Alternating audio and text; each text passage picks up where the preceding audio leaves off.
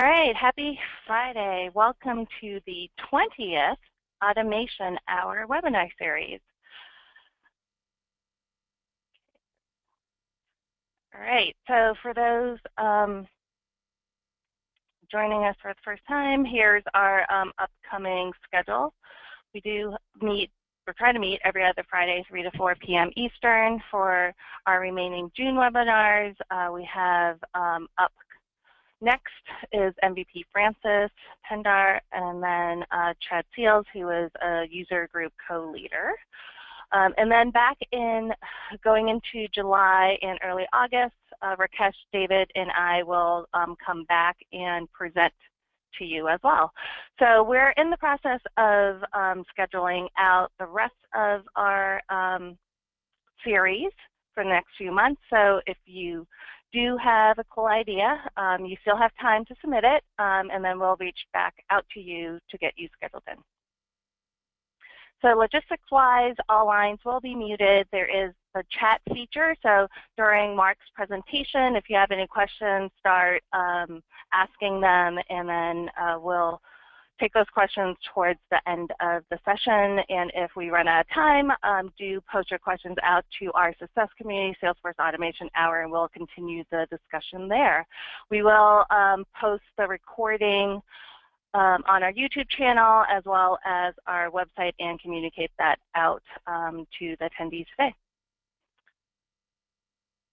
So shout out to our sponsor, Concrete.io. Thank you.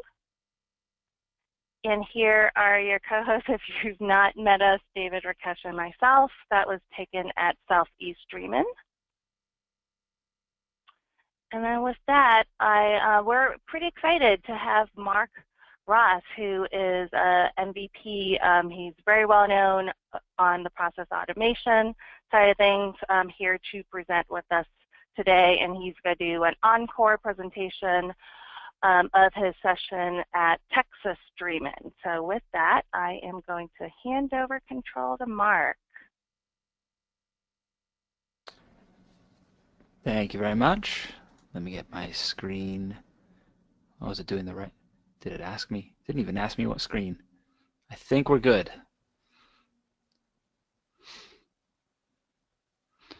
We're good? Yep. Awesome. Thank you, Jennifer. My name is Mark Ross. I am the Salesforce Practice Director for Claris Group. We are a consulting firm, Salesforce Consulting especially, and I head up that team there along with fellow Salesforce MVP Dale Ziegler. And of course, this is something that we're going to do a presentation that we talked about at Texas Dreamin. If you do want to find more information about me, however, I do have a blog, Salesforce Yoda. I haven't updated in ages. I'll get to it someday. I swear. I promise. Really, I will.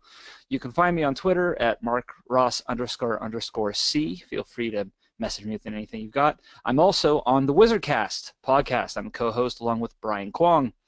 You can find our show there, also on iTunes, Google Play, Stitcher, all the good places you find stuff. And lo and behold, I actually do have a few episodes, live play of Dungeons and Dreamforce. That's me and some fellow MVPs and community members from the Nerdforce podcast we did. I made a link for you there if you're really interested in seeing all the crazy stuff that I get up to. So now let's get on to the actual show. First, oh geez, is it gonna tell me that every single time? Let me see if I can get that to stop.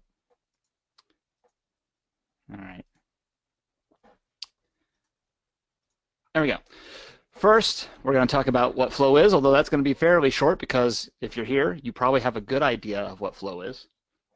Then we're going to move on to what is flow not. Of course, we talk a lot about what it can do. There's not a lot talked about what it can't. And finally, we'll talk about how to flow responsibly. So first off, what is flow? Of course, we know it is an automation tool within Salesforce. It gives us a specialized user interface. That is, that it gives us screens. It is a form of declarative programming, like it or not. A lot of programmers do not like it for reasons that we'll get into, but it is declarative programming. And it is also the basis for Process Builder. Again, if you're here, you probably know this, but just in case, if you don't, anytime you build a process, it is actually making a flow in the back end. You just can't see it. You just can't get to it.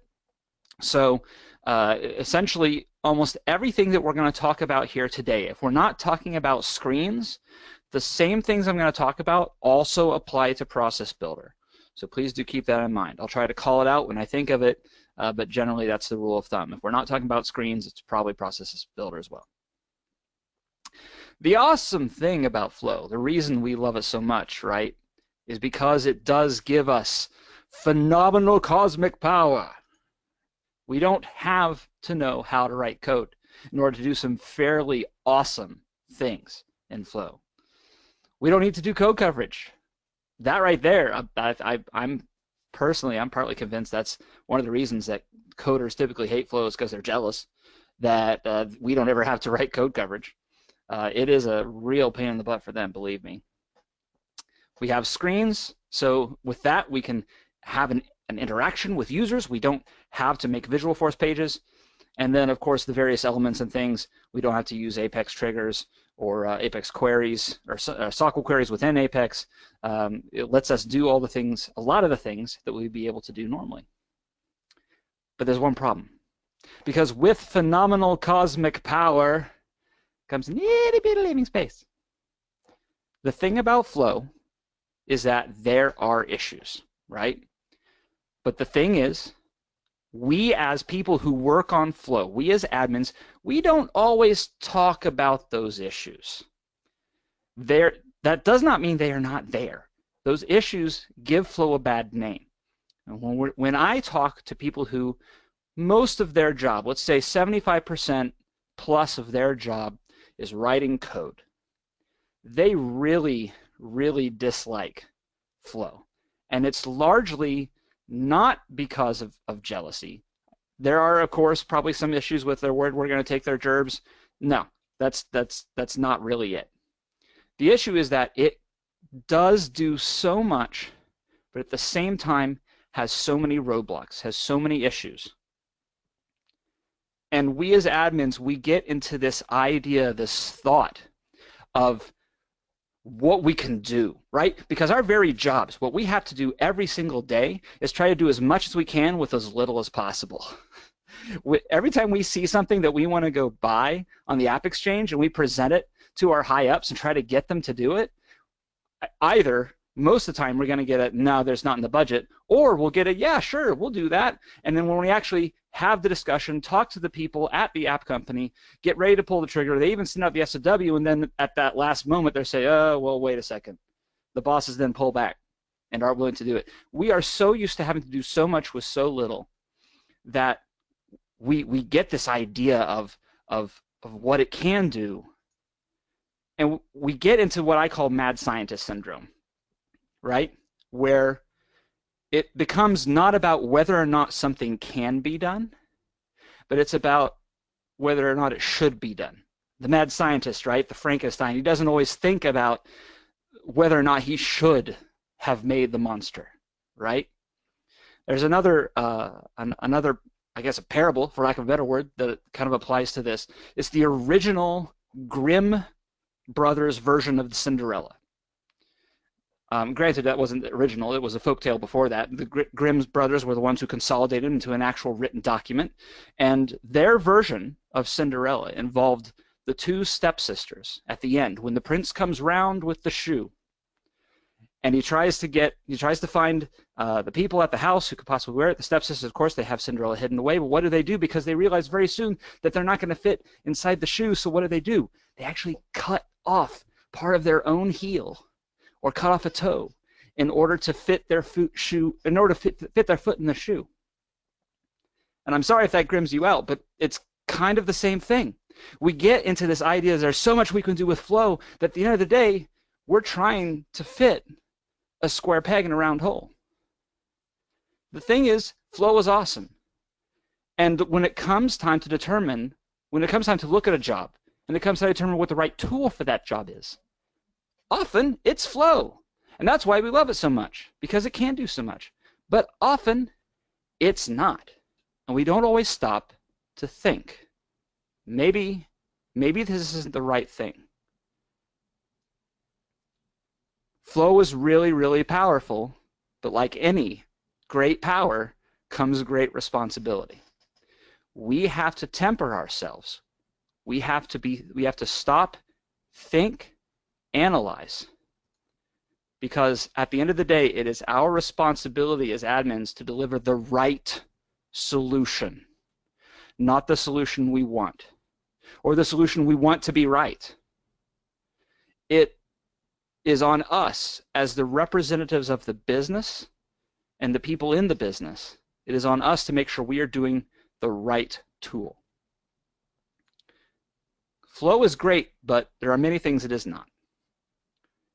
First, it is not a fully customizable visual layer. We know this. We've been in screens a lot, but it helps to kind of stop and take a look at this. There are limitations with screens. Obviously, we all know the prime examples where we can't do lookups. For the love of God, we can't do lookups in Flow screens still. Not a true lookup, not a magnifying glass. Give me a record with a search. We can't do that. And a lot of times that causes issues. When you have a group of users who are putting in sets of data, let's say they're looking for names, right? People's last names come in a variety, a veritable cornucopia of variants. The difference between Kelly and Kelly, one with an extra E. If you search that out in Flow, guess what? You're not going to find the right person. And this becomes very frustrating because they're typing in, I swear to God, I got this right. Or maybe it's a relatively foreign name that has like an EI instead of an IE, and they're typing it in wrong. And they're trying. They're just not copy-pasting. And so it becomes a real problem. Another major issue when it comes to Flow is the idea of error messages, right? We all know this. An unhandled fault has occurred. We all know this. This is the bane of our existence as people who work with Flow. The fact is that Flow in and of itself does not give quality error messages. Process Builder even less so. Don't even get me started.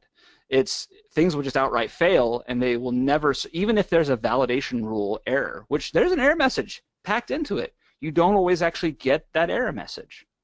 Sometimes you'll be digging into your error logs, and you'll go through the emails that you sent. You still don't get the proper error message. And that's just our experience.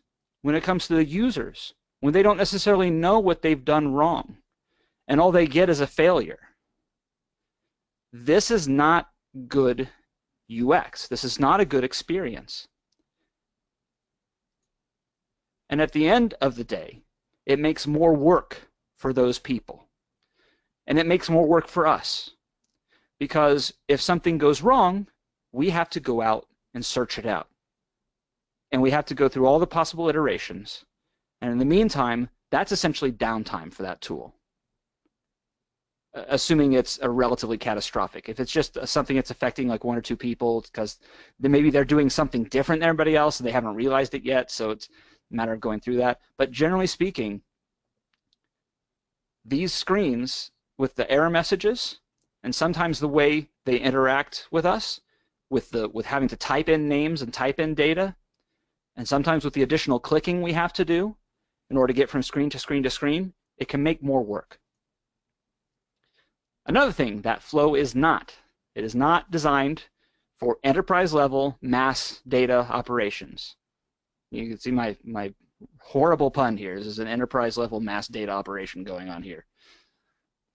The thing about when we're doing mass data operations, that is to say, doing a massive create, update, delete,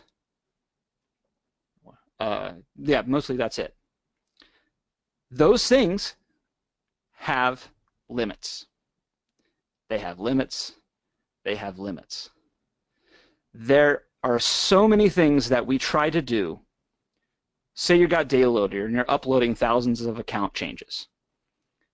We have all seen when we've tried to do this where all of a sudden things will start bombing out. And the fact is that Flow and Process Builder are not necessarily equipped for that. What is it, though? Because it's not always really clear. It's not always really known why something is hitting a limit. We don't even get a good error message for this ever, really. And I can tell you right here and right now, there's actually one major reason why a lot of flows, especially the advanced ones, will have this problem. And that is the element hard limit. Now, this is a number that I wish Salesforce would talk about this number so much. They need to be shouting it from the rooftops until they fix it.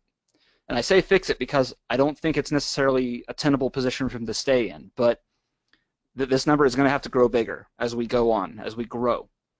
And what this is, this element hard limit, what this means is 2,000. What it means is, let's say you've got a flow, and that flow has a loop in it. Within that loop, you've got some fairly complicated things going on. So an element, each of those little boxes, right? So a decision, an assignment, a record lookup, a loop, a fast lookup, all those things, those are all elements. And if you have, let's say, 10 elements within that loop, every single one of those elements count again each and every time you loop through it. So if you have 10 in a loop and you're processing 250 records, guess what? That's 2,500 elements just in the loop. As soon as you hit 2,000, your entire flow will bomb out and you'll lose everything you've done. And this, now you're like, oh, I see why you were saying Salesforce should be talking about this limit, because this is what causes so many of our problems. Process Builder makes loops as well. So that's something to remember. And if your Process Builder is calling a flow, this hard limit, I believe, is runtime, which means that your process elements, all those elements that are made in the background, get stacked on top of the actual flow elements. So if you end up with, like, let's say a small loop in the way you've written your process, which has to do with, like, if you're doing an update records and you have a criteria on the actual update itself, that's going to make a loop in the back end. So if you have a loop in your process and you have a loop in the flow that gets called, boom, you're going to get that 2,000 really freaking fast. So other types of limits that we have to keep in mind is SQL query limits. This is per transaction. Transaction is a little bit different. I'll get into that in a second. But what this is the number of SQL queries you can hit. Number of updates, deletes, lookups, fast lookups, all the other fast elements as well. Each one of those is a SQL query. And you can hit 100. Now you can, when you're doing the fast lookups, even if you're looking up like 100 things, that counts as one. That's one query. But again, when you start doing the loops, you're going to start hitting these limits fairly fast. Per transaction, the good news is that what per transaction means is that it's a little bit more granular. I don't know if you've ever noticed when you've been inside Flow, you've been working with it, and you have a screen, and things tend to, like, if you've run that flow, maybe the flow bombed out after the screen, and then you went back and looked, and you saw that the record that you were processing before the screen actually committed to the database, and it's there, and it's fine. Screens cause runtime screens cause transactions to end. As soon as you hit the screen, everything that you queried is going to automatically get committed. Everything that you've done so far. So you've seen, like, sometimes flows will bomb out. All that's not committed to the database yet. When you lose everything, it's been done. But the screen will cause that kind of failover. The screen will say, okay, this is the end of the transaction. Go ahead and commit everything to the database, and we're going to continue on from here. So the good news is you can actually interrupt your per transaction limit of 100 by making a screen and then continuing on. I've actually done that where I've had a loop which will iterate and iterate, but the loop will be on a counter. And as soon as I hit, like, let's say 100, I will actually cause a screen to pop up, and then I'll go through the loop again. That way I don't hit my query limit. Total number of records retrieved by SQL queries, 50,000. That's not that high at the end of the day. If you're doing some pretty massive, like if you have 10,000 accounts and 20,000 contacts in your system and you're trying to process them all, trying to loop through them all, you're going to hit that relatively fast. DML statements is pretty much the same as SQL queries, not a big worry there.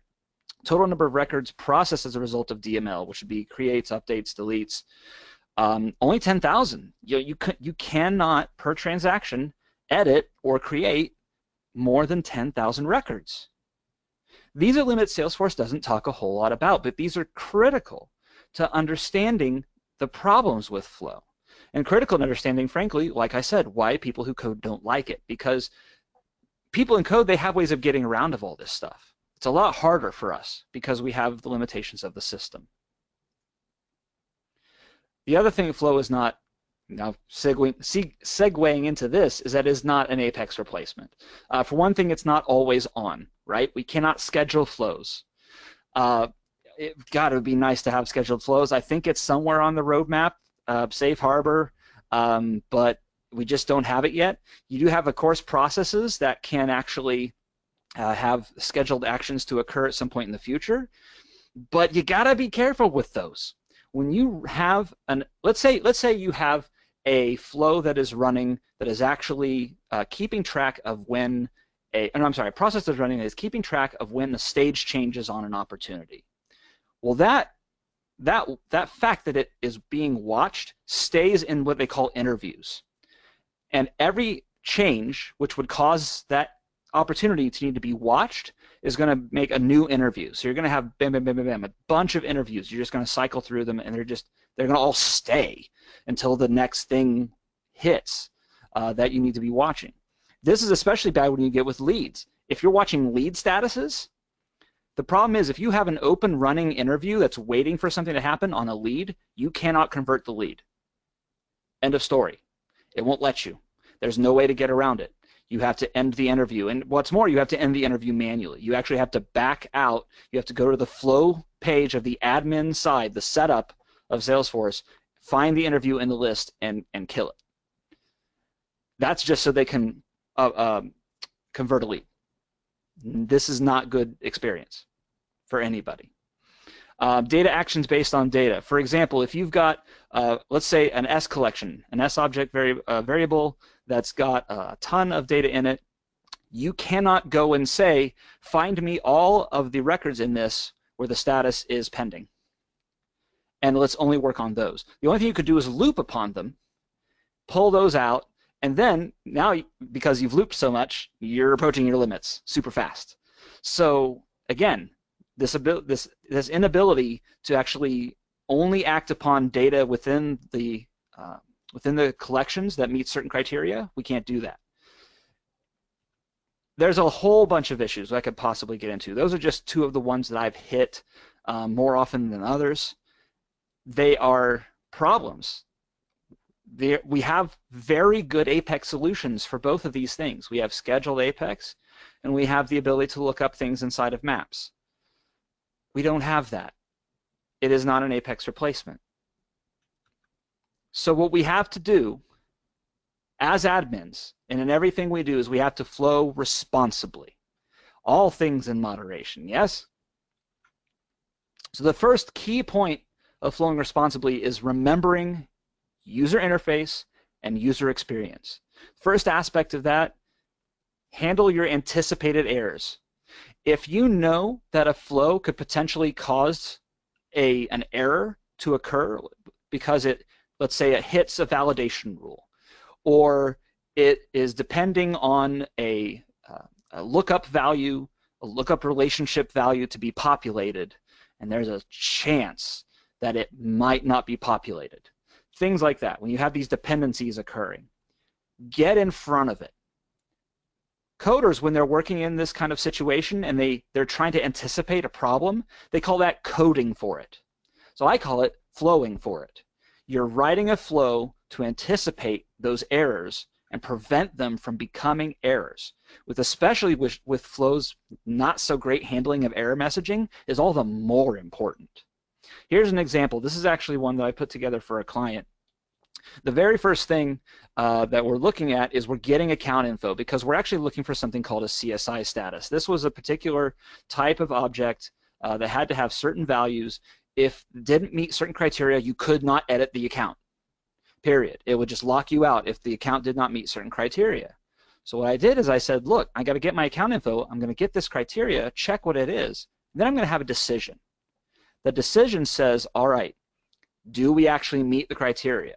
Because I know if it doesn't meet the criteria, going to hit a validation error, just going to bomb out. But instead, I give them a screen. And that screen has a human-readable error message in it. If we didn't have that, it would just throw up an unhandled fault or something like that, and the user would have no idea what's going on. Another one I've got up here, we're actually checking to see if it's a valid running user, because some users don't have the correct permissions to access the data. And they don't need to have the permissions. They shouldn't have to. But we need to check. If somebody else clicks the button to run this flow, we need to verify that this is their business. And if they're not, then we actually give them an error message, say, hey, sorry, you can't do this. Otherwise, they're going to get an error message, and it's probably going to be after a screen. So some of the work they've already done has been committed, but then the second part that they don't have access rights for does not. Now you have incomplete, partially done, horribly bad data. We got to get in front of this and prevent it from happening in the first place. Second thing to remember, one of the key principles of user experience is counting your clicks, your scrolling, and your keystrokes. Because if there's one thing that users hate above all other things, it's too many clicks, too much scrolling, and too many keystrokes. This is what will turn them away faster than anything else. And count. I mean actually count. Count 1, 2, 3, 4, 5. Look at the existing solution. Look at the one that you're proposing that it's going to replace it with, and compare the two. If you have 4 clicks in one place, and your flow that you're suggesting is going to replace the solution has 7, they're going to hate it. I promise you. It may seem like it's a little thing, just 3 more clicks, but each one of those clicks may have 5 seconds of loading attached to it. That's 5 seconds of waiting. That's 5 seconds of impatience. Over the course of a day, if they're doing that all day long, or maybe just an even significant chunk of their day, that's a significant chunk of being impatient, and that's a significant chunk of being unhappy. Scrolling can be really bad too, especially horizontal scrolling. Dear God. Thankfully, we don't have to worry about horizontal scrolling with Flow, but that's just something to keep in mind in general. If you can avoid horizontal scrolling at all, please do. Let me present to you a possible, or a scenario. This is actually Flow I built for a demo for USDA, and it's essentially a checklist that they're using to go through and examine the storage facilities that they store commodities at, like sugar, corn, et cetera, et cetera. Now you're looking at this and you're probably saying, oh my God, that's bad UX. And you're not wrong, because we are limited by screens, right? We're getting 2-column screens. That's going to make this a lot better when that hits. We're looking forward to that. That's great. That's awesome. But, I mean, this is going to be a lot of scrolling and a lot of clicking. So you're looking at this thinking this is terrible. But now I'm going to present to you what the alternative is. The alternative is that they actually edit it in Salesforce. This is what it looks like. These are the same questions, but what are they? They're yes-no pick lists. Yes-no NA pick lists, to be more specific. And a pick list is 2 clicks. This is 1 click. Now you got more scrolling here, obviously, but this is a thing that you have to consider. There is a difference here. And typically, people hate scrolling, or people hate clicking just a little bit worse than they hate scrolling. So sometimes what you need to do is just ask your users. Show them the possible solutions and get some feedback. At the end of the day, what we have to be doing is we have to be asking ourselves, can Visualforce do it better? Because frankly, look at our previous solution right now, or the previous solution we were just looking at. Both the actual record page and the flow were not great. We both know, you and me, here right now, we both know that you could make a Visualforce page for that that'd be a lot less painful. And so it is something to consider, not just for you, for your business, for your bosses as well, but for you first and foremost, because they're going to look to you to provide answers. we have to consider, is this something that is worth the time, worth the effort, worth the money of doing it the right way, versus a possibly half-baked solution which is going to frustrate and anger the actual end users who are supposed to be doing the work. Because here's what happens. You have a failure. When you have a failure like this, is anybody going to drive in this car? No. If anybody did, they probably didn't last long before they were cast out into the road, just from sheer centrifugal forces. But failure means lack of adoption in this. If you don't have a good user experience, if you don't have a passable user experience at the very least, guess what? Your users won't use it. They will hate it. If they're being forced to use it, they will hate it. They will hate Salesforce. They might hate you too, but frankly, they might hate Salesforce. And it's up to you to figure out which is worse, right? So this is something that's very important. If you don't have good user experience, you will not have success. We have to consider the mass data problem, right? The issue of what to do with these operations where we're uploading, editing, doing massive changes to data. The first thing we have to try to do is know what those limits are. So all those limits I talked about, you can go find them. I actually found them by Googling for Salesforce flow limitations. And one of the first results that came up was docs that actually listed out what those limits were. That's where I got those from. But know what they are and actually do the math. If you know that you're going to be processing 1,000 accounts, and you know that you've got a loop that's going to loop 4 times, do the math. That's 4,000 elements. You're going to fail. Find another way to do it.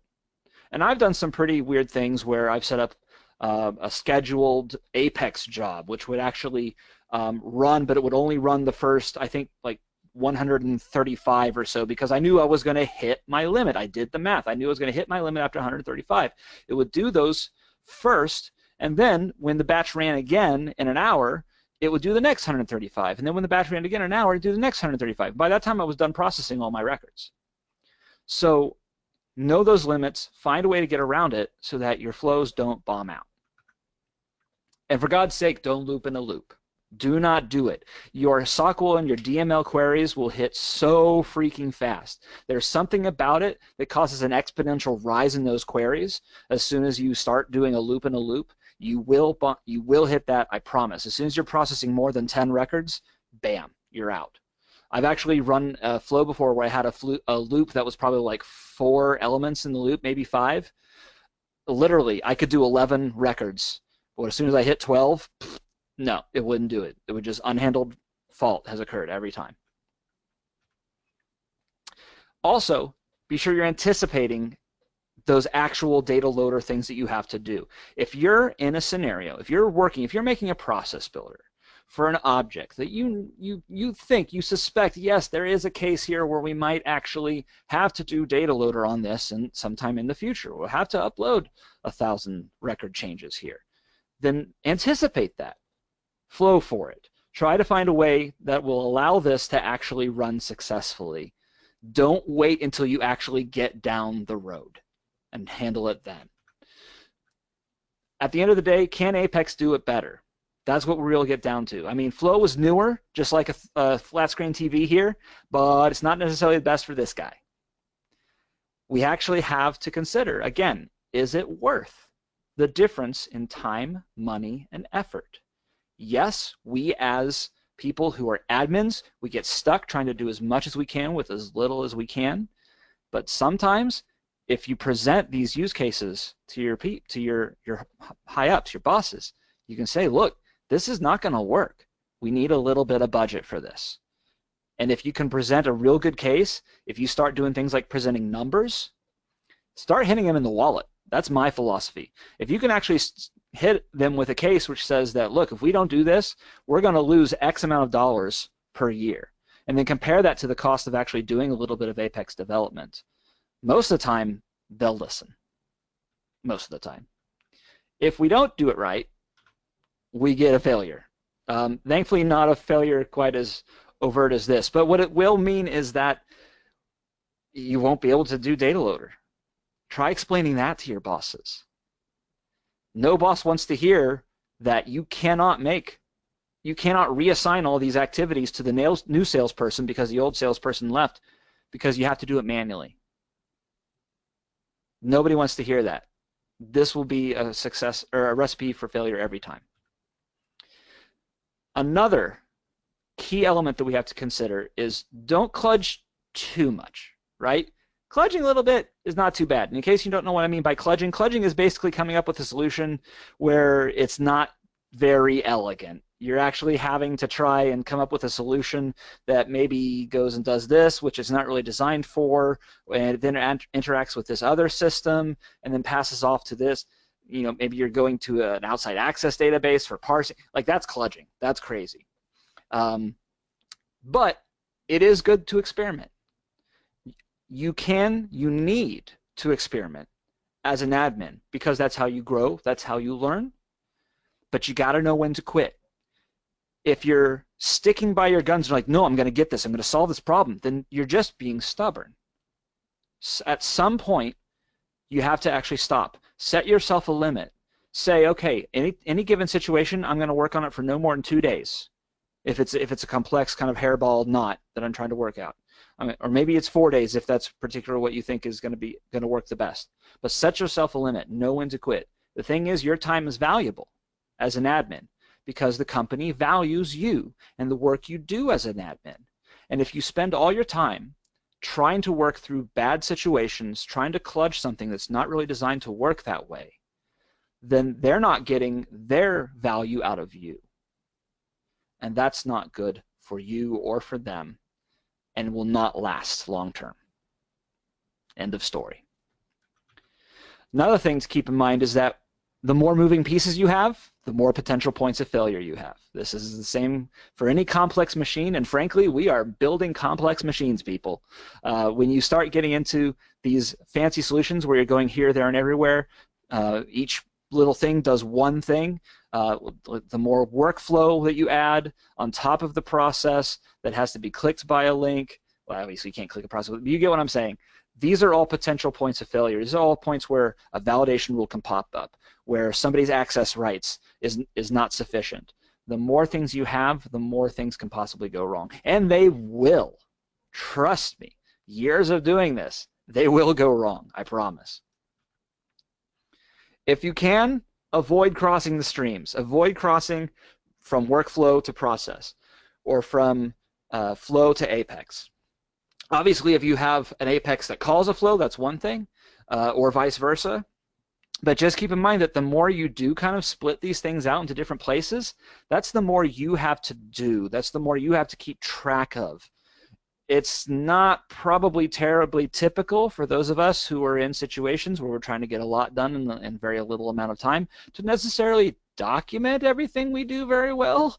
So when something breaks, what happens? We have to go solve it, and then we have to find all the various pieces that we've scattered throughout the realm of Salesforce, trying to find the one needle in this haystack that actually is causing this problem that we're having right now. When you have more places to look, it takes you more time to fix the problem, and that's more downtime for your users for whatever it is that you're trying to have them use. So that's not good either. Something you can do is actually have users test things. This user does not look like he's having a good user experience right now.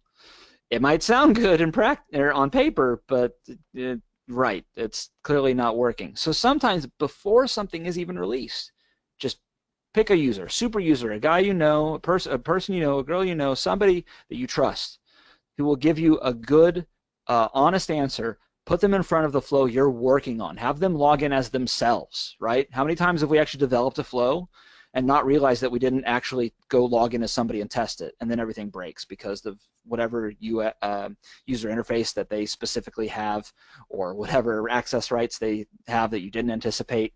So it helps. Have one of your users who's actually going to be using this actually use it before you're done with it. And that way you can anticipate these problems before you release it out into the wild, and then everybody's worried about what's going on. At the end of the day, can code do it better? In a lot of these cases it can, because like I said before, code can actually do more than flow can. Flow is not a complete Apex replacement. And so sometimes if you can do it all in Apex, it makes sense to do it all in Apex. When you don't, then you have an unreliable tool. Like I said, things have more potential to break because they have more moving parts, and also because it hasn't necessarily been tested for all those moving parts, and people will not use it. And when people don't use it, that's a failure for your project. The final principle when trying to flow responsibly is that you shouldn't necessarily just go it alone. A lot of us, again, maybe we're solo admins, or maybe we're the only admin in our company that actually has experience and knowledge with flow. We're the flow expert, right? We're the resident flownatic. That happens quite often. But just because you're the only one there doesn't mean you should be working on everything without running it by somebody else. I promise you, people who write code, they get stuck pretty often. And what do? They go out and they post on the boards. They go out and they find other developers, developer user groups. There are no flow user groups. There aren't. So there's not necessarily a good, simple, easy way for us to find other flownatics and connect and have them check our work. That doesn't mean we can't do it. We just have to kind of reach out to people we know, or maybe find people on Twitter that are talking about flow. Just ask them if they have some time to check on it. Don't flow in a vacuum, right? And while you're doing that, be sure that you're willing to receive that constructive criticism. If you are bringing your flow to somebody to take a look at, and they're going, well, you know what? I would actually do it this way because I don't think this is going to, I think your access rights are going to have an issue here. Roll with it, okay? There's no such thing as the perfect flow. Be sure that if you're going to ask for criticism, if you're showing something to somebody, that you're willing to at least entertain what they're suggesting to you. In conclusion, I have three key principles out of everything that I've said here today. Three things that are the most important takeaways. If we were to distill this down into its most basic parts and present it to you in a capsule format that would sustain you for the rest of the day without any other sustenance.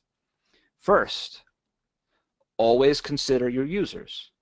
They're the ones using your tool.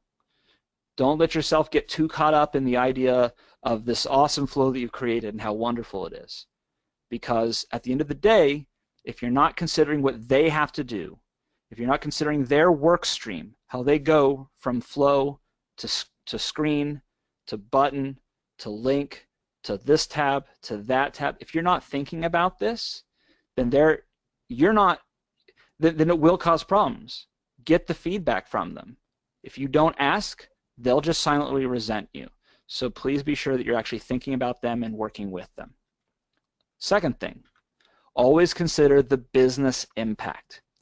At the end of the day, if you're making a flow, which is going to require an additional minute worth of time, that's 1 minute per task, per person, over the course of days, weeks, months, years.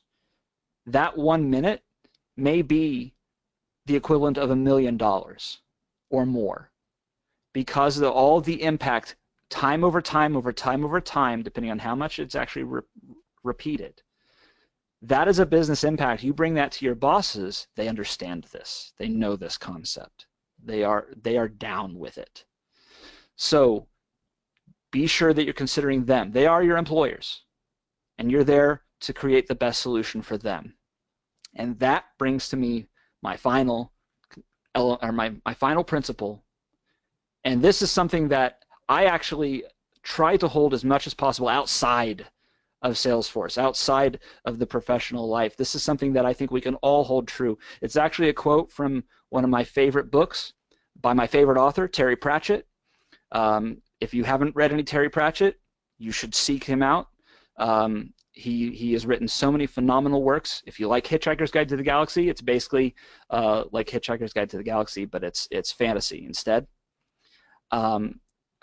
Personal isn't the same as important.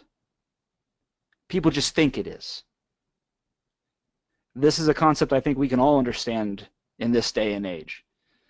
And it applies to what we do here just as much as anything else. Flow is awesome. We love it. We are Flownatics. We will stand by it. We will defend it. We will defend its honor. Carry its banner forth into the wild beyond. But if there's a better solution, don't get personal about it. Do what's right. And that's it. If you have any questions for me, actually, we're gonna open that up now. We still got some time. Of course, I've got blog, Twitter, email, et cetera, et cetera. So I'm gonna pass back to Jen. Great. Thanks so much, Mark, for that presentation. So we do have a couple questions. Folks, start typing away while I start going through them. This could be a question for Mark for his presentation or any process automation question in general. So Bernadette has a question, is there a flow tutorial or a step-by-step walkthrough? So you want me to answer it? Sure. Okay. So of course, I'm sure you've probably heard it before. I have to start there just in case you haven't. Trailhead, best place to start. There are badges for flow, and that will at least get you started.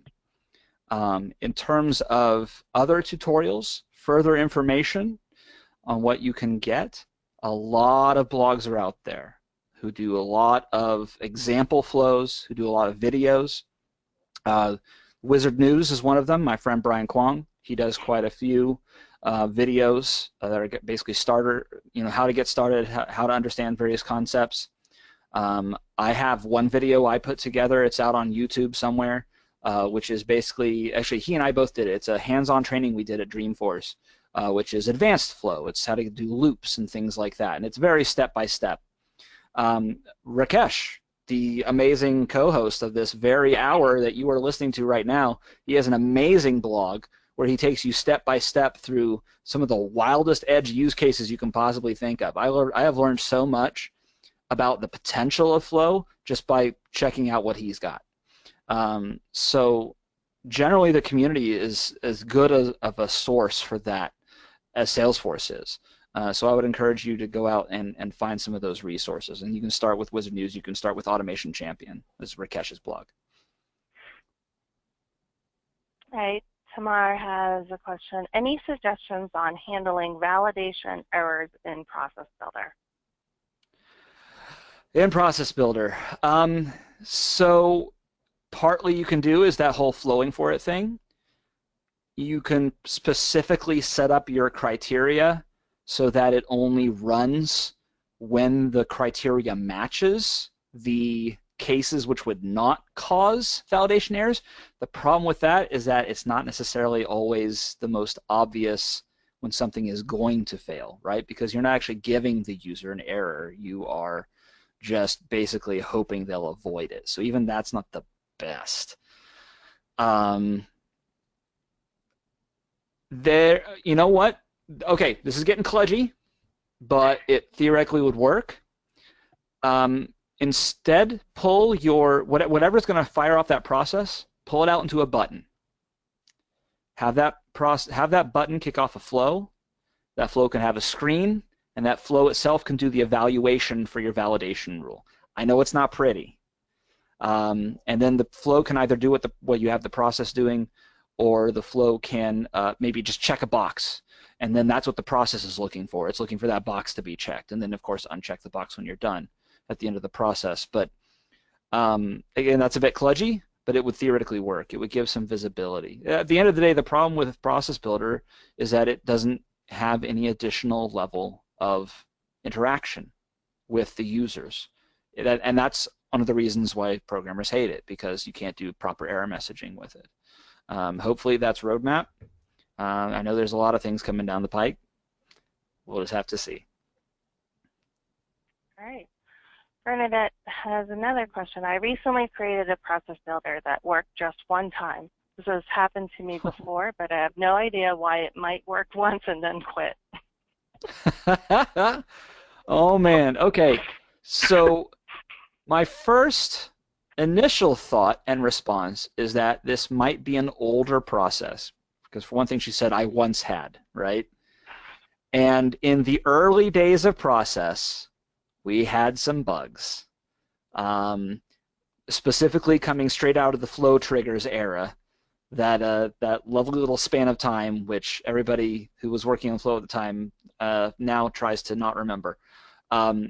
Essentially, there was a time where flow was not reliable, especially when it was kicking off of something else happening. That's essentially what happened. This was probably about 2 years ago, maybe a little bit more.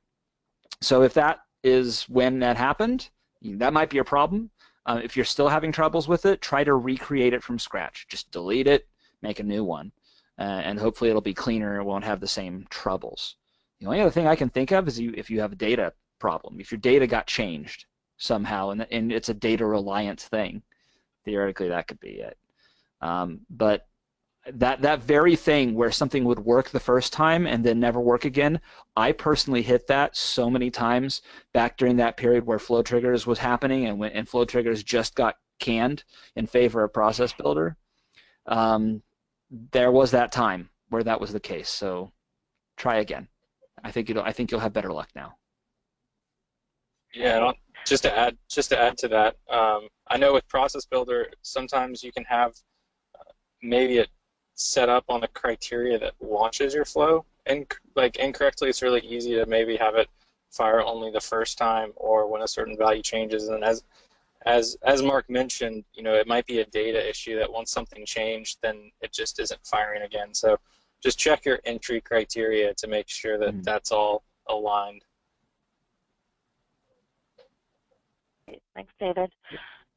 Michelle has a question. What are some best practices for troubleshooting if you are in a new org and users are getting flow error messages? A new org. So I actually need to ask a qualifying question. Does it mean it's new to you or brand new org? I don't know if we'll have a chance to get a response from her. New to me. New to her. Okay.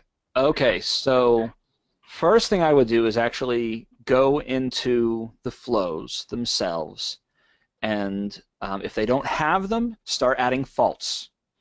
And if you don't know what a fault is, on anything that is any element that is a create, an update, delete, or a lookup, you can add another arrow, a second arrow that comes out of those, and that is a fault arrow. And what that means is when one of those four things fails, it will go down that arrow instead.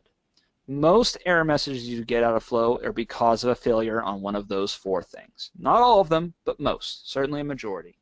So if you make a fault line, for lack of a non-punny term, and then set that fault so that maybe it sends you an email. You can include the error message actually as text. There's a global variable for your error message. Put that into your emails, the body of your email. Send it to you. Or maybe put it on a screen if you want it to actually be visible to the user, but it might be a good idea just to send it to you. So add faults to all of your creates, updates, lookups, deletes, and then you'll start getting emails, and you'll start getting those error messages. That's the first thing to do. Any other good suggestions from you guys? No, normally I that's look what I at would the suggest. fault email that comes out, and then if that isn't as helpful, then I put debug logs on and try and look at that mess and figure it out. Yeah, if you're not getting an error message in your email that helps you, then the debug logs can help. And at the end of the day, things like Twitter, #AskForce. I actually had a bug once. I had to go to the product manager at Salesforce. I had to go to Scott Kajinik. That was how I discovered the 2,000 element hard limit, actually. It's because I had no idea what was going on. There is no error message that says, you've hit the 2,000 element hard limit. That is not an error message that is in the system anywhere. So I had sent it out to him, and he started looking at the back end, and he's like, oh, you're hitting this limit. And I'm like, I didn't even know this limit existed. Thank you. Okay, Larry has a question. I have a process builder that fires on lead conversion. Then once I close the opportunity, another email fires, but also the first email fires again. I change the criteria to only when a record is created. Then the first email will not fire at all? Okay, well, I'll see if I can get that straight. The first thing I can tell you, though, right off the bat, is processes firing off a lead conversion. I've not had good luck with that. Um, because of the idea of this crossover between objects happening within a single transaction. The idea of when one thing occurs in one place and then it occurs in another place, and then whether or not you actually have access in your runtime and you're still running runtime, whether or not you continue to have access to the lead data you just converted, because the default behavior for Salesforce is to lock out that converted lead data. Even within the same runtime, it will lock it down and then you can't get to it and access it. So I've had all these sorts of problems, but you're having an email problem. And can you read that again? Because I'm trying to keep track of what the emails are, how many are supposed to go out and how many are actually going out. All right, so lead conversion, once I close the opportunity, another email fires, but also the first email fires again. When they change the criteria to only when a record is created, then the first email will not fire at all. Because it's not looking at the data from the original conversion, from the lead. It can't get the data from the lead because you're firing on the create. That doesn't make any sense. I might have to take a look at that. I don't suppose he could post it in the success community and we could take a look at it. Oh yeah, for sure. So Larry, if you can go out to the Salesforce Automation Hour success community and post that out with screenshots, we'll take a look offline. Mm-hmm. One question that I have for you, Mark, as you were talking about scheduled actions going into the pending interviews, specifically for lead conversion, you said a record couldn't convert until you take that out. How do you find, if you have a list of them, which one is specifically that record for you to delete? Actually, I don't know if I could answer that because I discovered this in testing. So I only had like 2 interviews running at the time. Okay. So I didn't actually hit that particular problem. I don't think it has good sorting, though, or searching. I don't think it has any searching. Yeah, I didn't think so. I don't know if David or Rakesh, you've run into this, but our orgs have tons and tons of scheduled. Yeah. ones. So all the more reason not to do that kind of thing. Scheduled stuff should be a one-off at this point. I know in the future Salesforce has been talking about, well, Salesforce has been talking for ages outwardly. Like, this is not even NDA stuff. This is stuff that Shelley and Scott have been talking about at user groups and True to the Core and things like that, that they're working on an events engine, which is essentially, I think, the evolved version of this interview, but it's operating on a more kind of a Salesforce-wide scale. Once we get that kind of engine going, I think we'll have a lot better capability to handle that kind of thing. But until then, it's kind of kind of an undesired, half-done thing for now. All right, we have a question from Kristen. One of my jobs appears to have bulkification issues with DB-AMP. Is there any best practices?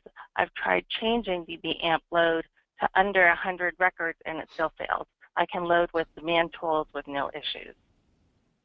Demand tools is different because demand tools is actually doing it's using Heroku, I believe, is what I've heard quite recently. It's actually not using the same types of database queries. It does its magic in a very different way.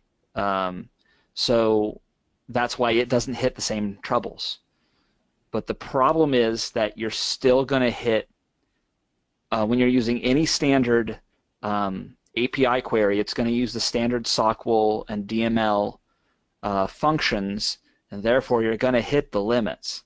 If you're coming from DB-AMP, if you're coming from Access, if you're coming from Jitterbit, if you're coming from Delboomi, doesn't matter. These things are all pretty good at bulkifying, but you're still going to hit your element hard limits.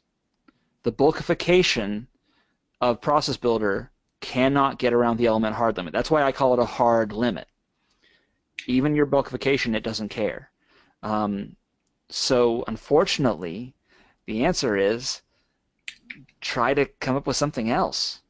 And I don't mean come up with something besides dbamp. I mean your process is probably causing the failure. You could try a lot smaller batches.